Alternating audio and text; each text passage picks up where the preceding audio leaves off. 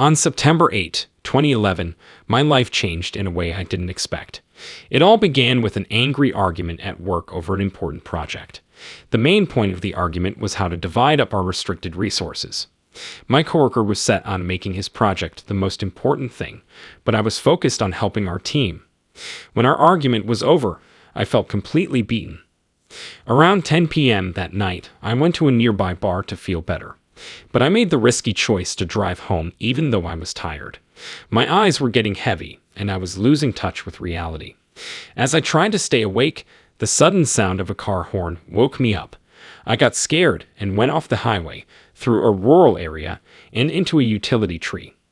The blow was hard, and my head hurt so badly that I couldn't see. My vision was blurry from the rush of blood. A strange force seemed to pull me away from my body when things were very bad for me. In the dark, I heard my name being called. As I tried to lift my head, I caught a view of a beautiful angel with long, golden hair. In the middle of all the chaos, her calm blue eyes and quiet presence brought peace. She was dressed in a long white robe and filled the room with love and light. She put out her hand and said, "Take my hand. There is not much time left." In spite of being confused, I grabbed her hand and felt like I had no weight on my body. It looked like my soul left my body and drifted off into an unknown place. The angel quickly took me up into the sky at night. I saw horrible things below that had bent bodies and cracked skin. Their blood-red eyes shone with a scary intensity. Even though they were scary, the angel's warmth made me feel better as we flew away from them. The beings seemed to be calling me toward darkness, but the angel told me they were souls that had been damned. It made me feel safe, and I no longer feared these scary images. Her calming voice made this strange journey more bearable. I had to ask where we were going because I was interested. The angel answered with a soft smile, "I'm taking you to heaven." I was shocked by the discovery, especially since I hadn't prayed or been to church in years.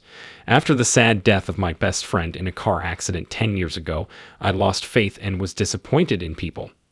As we got closer to our goal, the angel slowly let go of my hand and led me to an amazing circular building. It looked very old and magical, with doors that were carved very carefully and magical symbols. When the gate creaked open, it let out a place that was both exciting and disturbing. Even so, the angel's presence made me feel safe. I went inside and found a huge building that looked like a temple. A person sitting on a throne caught my eye because the walls had a soft glow to them. At first, the light was too bright for me to see, but I could tell that the person was Jewish because they had good skin, brown hair, and a beard. It was Christ. He was nice to me when I walked in and told me he would answer all my questions.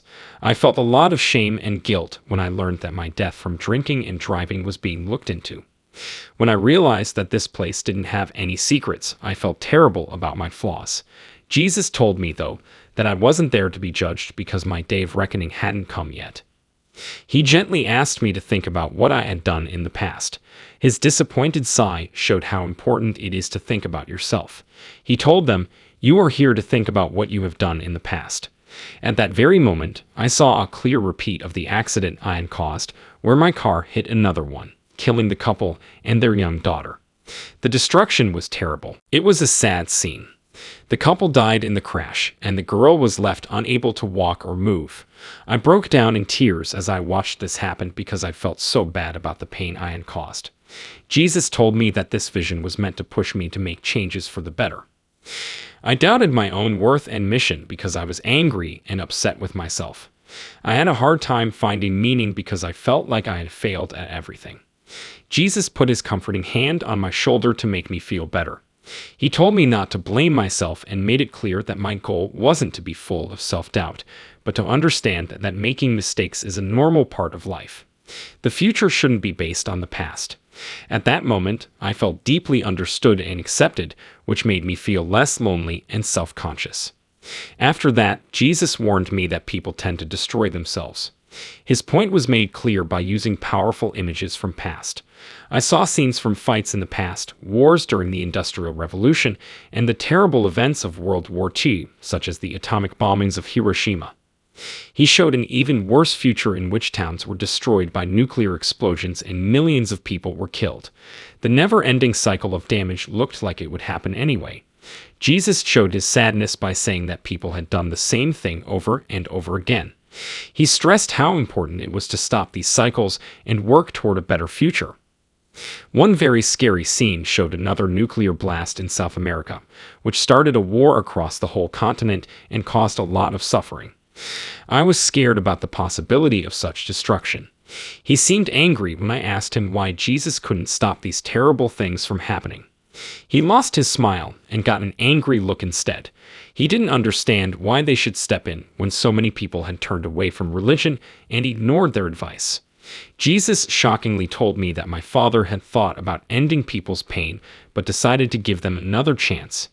He told me to tell other people that ignoring such advice would cause even more damage. Jesus was getting ready to send me back to the real world quickly. As he disappeared, his warmth and strength gave me strength to keep going.